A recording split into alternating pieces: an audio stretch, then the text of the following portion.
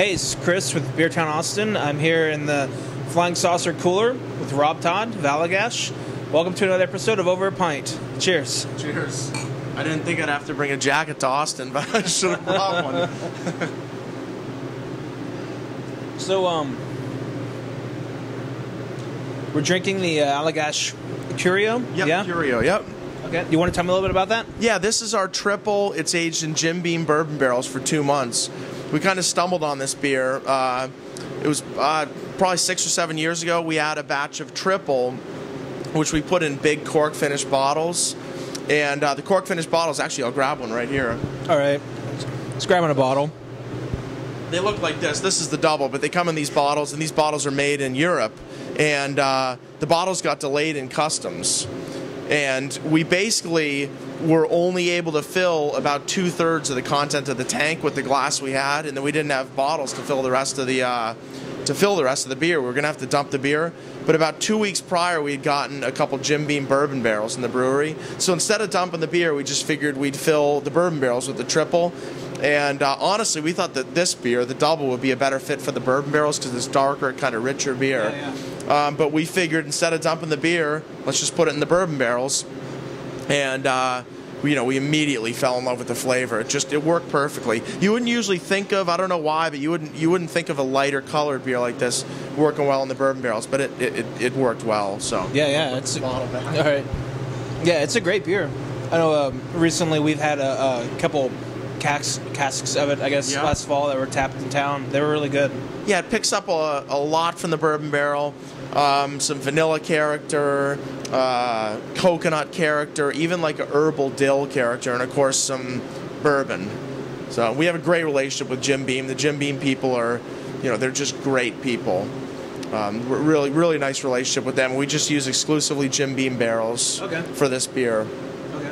It just gives us the flavor. I'm a Jim Beam lover. I love the Jim Beam, the white label Jim Beam, and it just gives us a great flavor for this beer. Yeah, it came out great. Thanks. Yeah, Thanks. So you're here this week, or I guess you're here tonight. Yeah. I'm sticking to the floor. You're here tonight at Flying Saucer because they're doing their East Coast Big Beer Week. We're Allagash and we're doing Dogfish tonight, which they're great friends of ours. Sam's a good buddy of mine. Yeah. So I wish he was here tonight. I guess he was too busy to make it. So he had a lot going on the East Coast.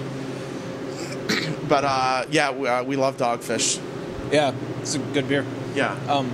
Yeah, and I guess they've been tapping with the 4 and the Allagash Black, and also they're doing the Odyssey, which is something I believe is new to the market or has just recently come on tap around here. Yeah, we've had that beer out for a little while, but it's just been introduced to this market. It's a dark wheat beer, and that beer is aged for a year. About 3/4 of it's aged in stainless steel, 1/4 of it is aged in new American oak barrels for a year. Blended back together, picks up a lot of cool vanilla notes from the oak. I'm nodding. Yeah. Yeah, we're looking forward to trying that. And I think it's coming on here in a couple days. It's also at Gingerman. And, it's in the Gingerman now, yeah. Not really sure, or we don't need to really get into this for the video, but real quick, you want to give me a little, I guess, kind of what is your philosophy as far as starting Allagash and what you're trying to do and what what kind of beers really get you off?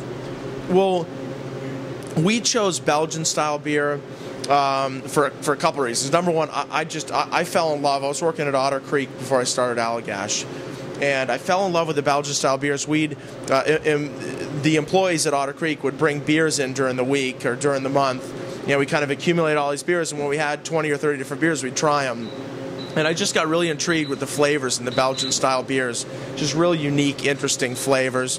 From such a small, such a geographically small area, there's a huge diversity of beers. From the Trappist beers, sour beers, saisons, pale ales, wheat beers. I mean, there's just a almost unlimited range.